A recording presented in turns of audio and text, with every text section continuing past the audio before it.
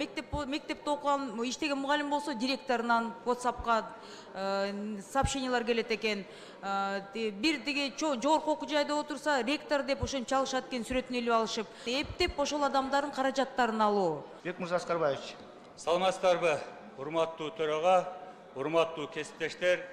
Биз сиздерге насыялык маалымат алмашуу жана насыялык бүтүм түзөөгө өзүнө өзү тыюу салууну белгилөө маселелери боюнча Кыргыз Республикасынын айрым мыйзам актыларына өзгөртүүлөрдү киргизүү жөнүндө мыйзам долбоорун сунуштап жатабыз. Бүгүнкү күндө жарандардын каржылык коопсуздугу бул жөн гана банктык маселе эмес, бул коомдук коопсуздуктун жана жарандык укуктардын негизи болуп калды. Биз күн сайын социалдык тармактардан, жалпы маалымат массалык каражаттардан арыз даттанууларды угуп жатабыз. Менин атымдан насыя алып коюшуптур. Мен эч качан арыз берген эмесмин. Кантип эле менин биометрикалык маалыматтарым колдонулуп калды деген кейиштүү окуялар тилекке каршы реалдуу көрүнүшкө айланды. Биз сунуштап жаткан эки мыйзам долбоору дал ушул маселенин тамырын кырккан, жоопкерчиликти таң аныктаган, жарандардын укугун коргогон маанилүү инструмент болуп эсептелет. Өзүнө насыя алууга тыюу салуу укук механизми азыркы шартта өтө зарыл. Ар бир жаран эгер кааласа банкка же насыялык бюрого жазуу жүзүндө же онлайн кайрылып өзүнүн атынан насыя алууга бөгөт кое алат. Мындан ары алдамчы же үчүнчү жак мыйзамсыз жол менен насыя ала албайт.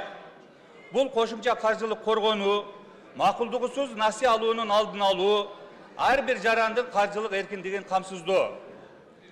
Жаран өзү кааласа бул бөгөттү алып сала алат. Бул жерде маанилүү принцип сакталат. Эркиндик жана жоопкерчилик жарандын өзүндө. Экинчи мыйзам долбоору жарандардын өзүнүн насыя тарыхына ээлик кылуусун камсыз кылат.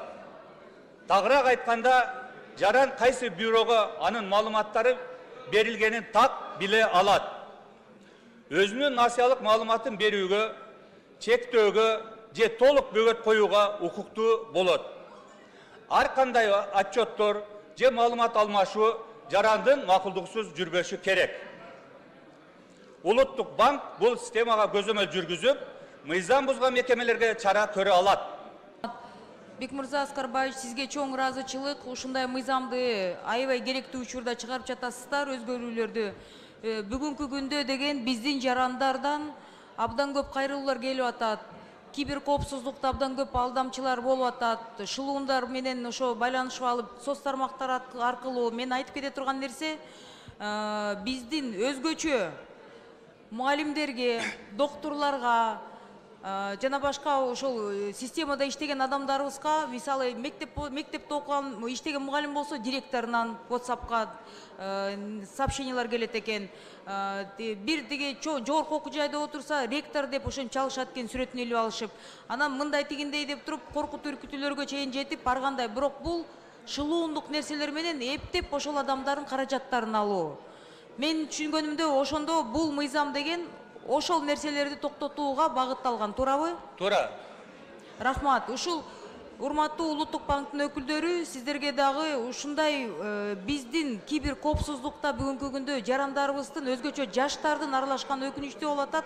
Банк карточкаларын ачып коюшуп, аны Даркнеттен 2-3 миң сомго сатышып, аны деген аягында деген укук коргоо органдары иш козгогондо деген ошол биздин жарандар камалып кетип атат. Ушуну жаштарга да бир жеткириш керекпиз деп мен суранат элем да. Чоң рахмат, мыйзамды колдойм. Эмки сөз Токтошев Эмиль Токтокуновичке берилет.